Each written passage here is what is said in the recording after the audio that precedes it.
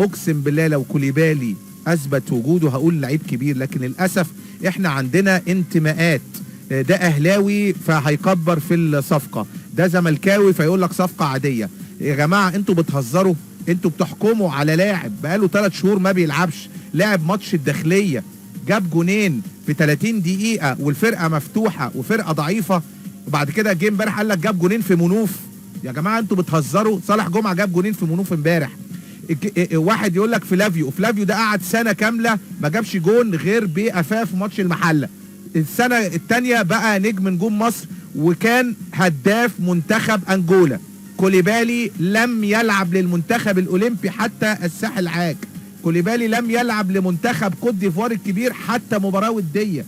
يا جماعه ما تحكموش بسرعه على موقع فيتو. لو انا بقى خالد الغندور الزملكاوي، ادي موقع فيتو اللي فيه كابتن وليد صلاح الدين بيصرح لموقع فيتو بيقول الحكم على كوليبالي بسرعه غلط.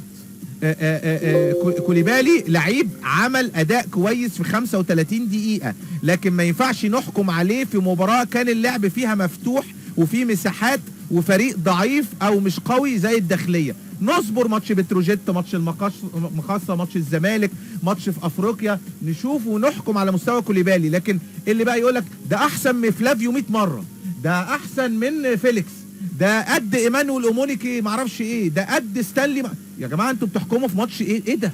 ايه الاحكام السريعه دي؟ لعيب اثبت في 35 دقيقه انه لعيب كويس، لكن هل الخصم جامد؟ لا مش جامد. هل المساحات كانت ضيقه؟ لا مش ضيقه. هل الفريق كان 0-0؟ لا مش 0-0، كان سعد سمير جايب جول. ايوه يعني انت عايز تغير الكل، عايز تخلي الناس ما تتكلمش، كل واحد حر يتكلم. ايوه يا مهيب، بس انت احنا بنتكلم كلاعيبه كوره وناس فاهمه. انت ما بتقيم لاعب بتقيمه من خلال اكثر من مباراه، دي نمره واحد. نمره اتنين بتقيمه من خلال المنافس اللي بيلعبه. يعني مثلا الاهلي بيلعب امام مثلا بيدفست في جنوب افريقيا، جبت جون وكسبت، اقول لك ده لعيب كبير. الاهلي بيلعب ضد منوف، جبت جونين، اقول لك انت لعيب جامد.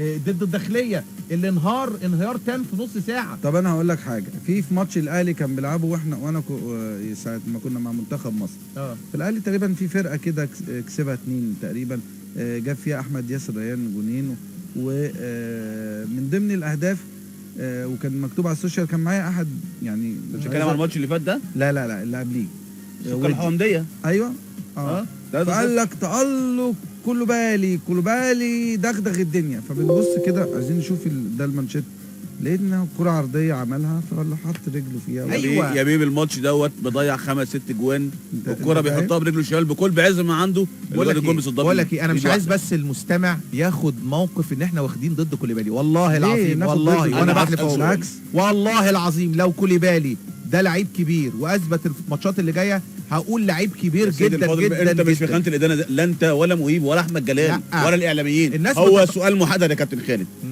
اللي بيحكم على اللعيب بتبص عليه منين؟ من لجنه الكوره، مؤسسه الفتوى اسماعيل وتصريحاته، من كابتن حسام البدري وتصريحاته اللي قال فيها ان انا مش اللي حصل مع كوليبالي مش هيتكرر تاني، ومش هشوف فيديو بس، وهروح بعد كده اكلف كابتن علي ميوب ان هو يشوف بقى على الطبيعه اللعيب اللي هيتعاقد معاه. ومن كلام كابتن سعد حفيظ اللي اوحنا كلنا ان كوليبالي ممكن يفشل زي ابراهيموفيتش ما فشل في برشلونه. انت بتتكلم في ناس مسؤوله، مدير فني ومدير كوره ورئيس وعضو لجنه الكوره، نكلم مين تاني؟ اذا كان كوليبالي هيتالق يبقى في خانه الادانه رقم 1 حسام البدري، رقم 2 طه اسماعيل، رقم 3 سلام حفيظ. طيب عايز اقول بس ده كان عنوان موقع اهل مصر اللي قال كوليبالي الصفقه التي احرجت جهاز الاهلي. ايه رايك في العنوان؟ عنوان قوي. ليه بقى؟ هقول لك ليه. لان هو احنا جالنا انطباع ان كوليبالي وحش. ليه؟ الناس بتهاجمنا احنا ليه؟ طيب انا عندي جهاز فني جاب لعيب قعدوا 3 شهور ما بيلعبوش، ويوم ما لعبوا حاجه و30 ثانيه في ماتش الداخليه. ايوه بس انت مش واخد وابتدى يكون في تصريحات ضده. كابتن لا معلش سيبنا ناقشك بقى. ما هو كان في توقف للدوري، هيلعبوا ازاي؟ إيه؟ كان في توقف للدوري لمده شهر. لا كل الماتشات. لا ثواني يا كابتن. طب ما لعبش. سيبه يتكلم بس، سيبه يتكلم. هو لما جه كوليبالي كان في فرقه ماشيه، فرقه شغاله، فرقه بتلعب، مش هيخش كده مره واحده. هو جه امتى مهيب؟ رقم 1 جه امتى؟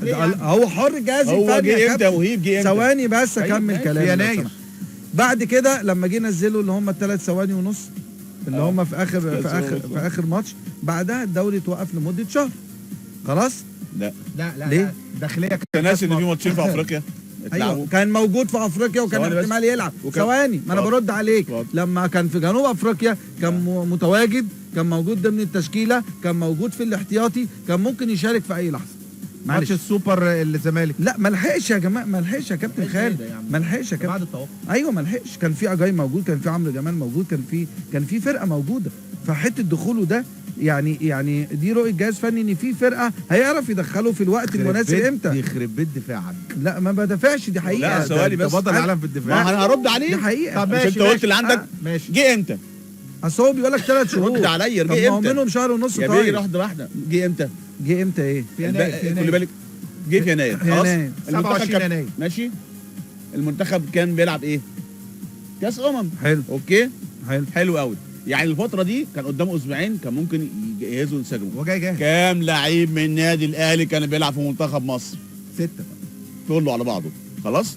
اذا انت عندك القوام الكامل في النادي الاهلي باستثناء 6 لعيبه مش موجودين، يبقى كان فرصه الانسجام، خاصه ان الخط الامامي للنادي الاهلي بالكامل ما كانش في حد في منتخب يا جماعه مصر. لا وليد سليمان في منتخب مصر، ولا مؤمن زكريا في منتخب مصر، ماشي، ولا شايف منتخب مصر، ولا عمرو جمال كان في منتخب مصر. يعني الناس اللي هم في الخط الامامي ما كانوش موجودين. ده رقم واحد. رقم 2، انت جايب لعيب في يناير عشان يلعب. لما تقول ان انت مش قادر تديله ومش قادر يلعب ومش قادر ينسجم ومش قادر، مشيت جون انطوي اللي راح من مقصه وكسر الدنيا بعدها في نفس التوقيت وعمل كل حاجه حلوه ليه؟ مشيت محمد حمدي زكي وما اديتوش فرصه. طب انا عندي فكره حلوه، ما سيادتك تروح تمسك المدير الفني للاهلي يبقى احسن.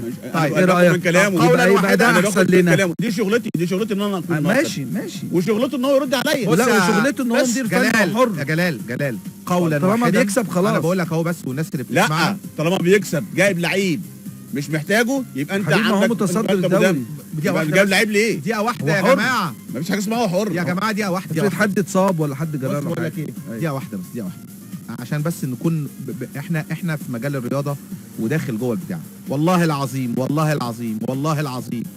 ان الكابتن حسام البدري ولاعيبه النادي الاهلي قبل ماتش الداخليه كان بيقولوا على كوليبالي انه قليل.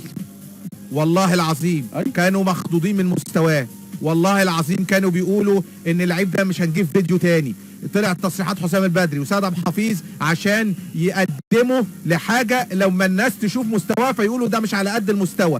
والله العظيم ان اهدافه في الداخليه كانت مفاجاه للجهاز الفني قبل ما تكون مفاجاه للجمهور. طب والله العظيم عضو بالجهاز الفني المعاون لحسام البدري قال انا لو بلعب لغايه دلوقتي هسلم واستلم واتحرك احسن منه.